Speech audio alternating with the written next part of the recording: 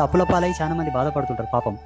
ప్రతి శనివారం ఎవరైనా సరే ఇంత సక్కెర పంచదార పేపర్లో కట్టుకొని జేబులో పెట్టుకొని రాగి చెట్టు కడుక్కోవాలి. పోయేటప్పుడు చెప్పులు వేసుకపోవచ్చు. చెట్టు కామెడ దూరంలో చెప్పులు ఇడిచి దగ్గరికి పోవాలి. సక్కెర చేతులు పట్టుకొని ఇట్లా 2 చేతుల మధ్యలో పట్టుకొని 11 ప్రదక్షిణలు చేసి ఆ చెట్టు మీద దూరం నుంచి సక్కెర చల్లాలి. చెట్టును దాకరాదు, సంసారం దాకరాదు, మాలాంటి సన్యాసులు మాత్రమే తాకాలి.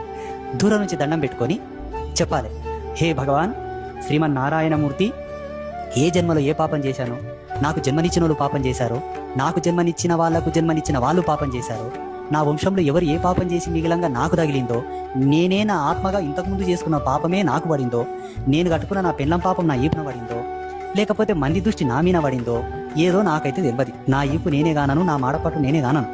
కాబట్టి నన్ను పుట్టించిన వాడవు నువ్వే, నా తరం ఇచ్చిన వాడవు నువ్వే, నా ముందు తరాలను చూసేవాడవు నువ్వే. తండ్రి, నా అప్పుల బాధను తొలగించు.